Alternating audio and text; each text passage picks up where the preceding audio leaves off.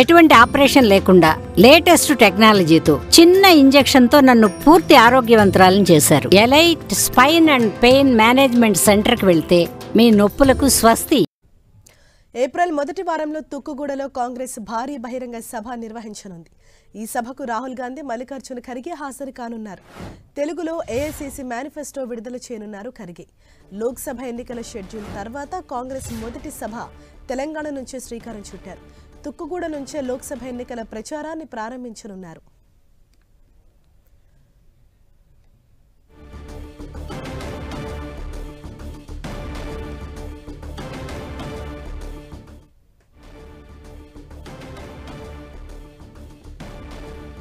ఇదే విషయంపై మరింత సమాచారం మా ప్రతినిధి ప్రతాప్ మనకు అందిస్తారు. ప్రతాప్, ఈ కాంగ్రెస్ భారీ బహిరంగ సభ ఎప్పుడు నిర్వహించబోతోంది?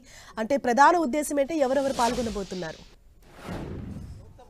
కాంగ్రెస్ పార్టీ అత్యంత ప్రతిష్టాత్మకంగా తీసుకొని చెప్పుకోవచ్చు. తెలంగాణలో కాంగ్రెస్ పార్టీ అధికారంలో ఉండడంతో ఇక్కడ మెజార్టీ స్థానాలు కూడా గెలుపొందాలని చెప్పేసి ఒక టార్గెట్ అయితే పెట్టుకున్న పరిస్థితి ఉంది. ముఖ్యంగా మొత్తం 17 స్థానాల్లో ఇప్పటికే 14 స్థానాలు గెలుపొందాలని చెప్పేసి ఒక టార్గెట్ కూడా పెట్టుకుంది. కాబట్టి అందుకు అనుగుణంగా ఏఐసీసీ అగ్రనేతలందరూ కూడా ఇక్కడ మరోసారి భారీ బహిరంగ సభ పెట్టాలని చెప్పేసి కాంగ్రెస్ పార్టీ ఆలోచన చేస్తుంది. అయితే ఆ భారీ బహిరంగ సభను కాంగ్రెస్ పార్టీకి బాగా అదృష్టం కలిసి వచ్చిన ఏదైతే తుక్కుగూడ సభ ఉందో అదే ప్రాంగణంలో మరోసారి కూడా ఏర్పాటు చేయాలని చెప్పేసి కాంగ్రెస్ పార్టీ ఆలోచన చేసింది.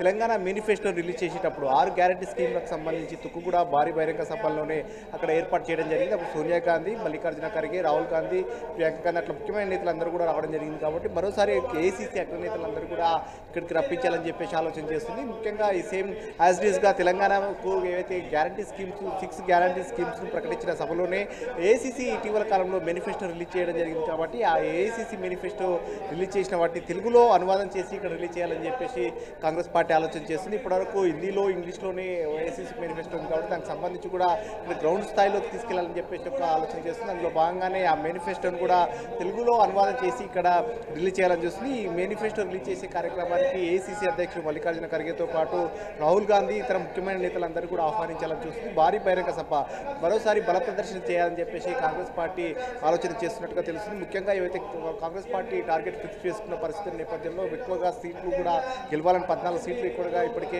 టార్గెట్ ఫిక్స్ చేసుకున్న పరిస్థితి. ఆయా స్థానాలకు సంబంధించి కూడా ఇన్ఛార్జ్లను నియమించడం జరిగింది. ఇప్పటికీ 2 విడతల జాబితాలో భాగంగా దాదాపు 9 స్థానాలకు కూడా అభ్యర్థులు ఖరారు చేసిన పరిస్థితి ఉంది. కాబట్టి మిగతా స్థానాలకు సంబంధించి కూడా ఆ లోపు ఏప్రిల్ మొదటి వారం లోపు మిగతా వాటికి స్థానాలకు సంబంధించి కూడా ఖరారు చేసిన తర్వాత భారీ బహిరంగ సభ చేయాలి. అన్ని నియోజకవర్గాల నుంచి పెద్ద ఎత్తున కార్యకర్తలను ఇక్కడ సమీకరించాలని చెప్పేసి కాంగ్రెస్ పార్టీ ఆలోచన చేస్తుంది. ముఖ్యంగా 3 అంచెల వ్యూహంతో ఎన్నికలలో కథన రంగంలోకి కాంగ్రెస్ పార్టీ వెళ్ళాలని చూస్తుంది. అందులో భాగంగానే ఇప్పటికే దానికి సంబంధించి పోలింగ్ బూత్ ఏదైతే పోలింగ్ బూత్ లెవెల్ ఉంటుందో పోలింగ్ బూత్ లెవెల్, అదేవిధంగా నియోజకవర్గ స్థాయి, అదేవిధంగా రాష్ట్ర స్థాయికి సంబంధించి ఏఐసీసీ నేతలు, ముఖ్యమైన నేతలతో ఇట్లా మొత్తం మీద ముఖ్యమైన 3 అంచెల వ్యవస్థతోటి కూడా ఏర్పాటు చేయాలని కూడా కాంగ్రెస్ పార్టీ ఆలోచన చేస్తుంది. కాబట్టి దీనికి సంబంధించి కూడా పెద్ద ఎత్తున కార్యకర్తలందరినీ కూడా మరోసారి సమీకరించి తుక్కుగూడ సభలో భారీ బహిరంగ సభ ఏర్పాటు చేసి ఏఐసీసీ అధ్యక్షుడు మల్లికార్జున ఖర్గే, రాహుల్ గాంధీని కూడా రప్పించాలని చూస్తుంది. రాహుల్ గాంధీ సందేశం చాలా కీలకమైన సందేశం అంటూ కూడా కాంగ్రెస్ పార్టీ వర్గాలు చెప్తున్నాయి. ఇప్పటికే భారత్ జోడో యాత్ర, భారత్ జోడో న్యాయ యాత్ర 2 రకాల యాత్రలు చేయడం జరిగింది.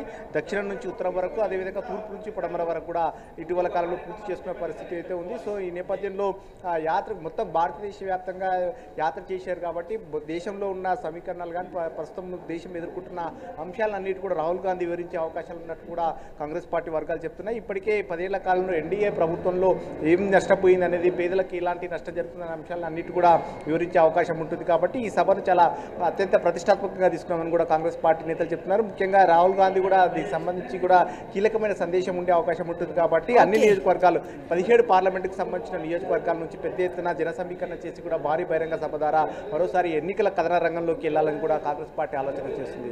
థాంక్యూ ప్రతాప్.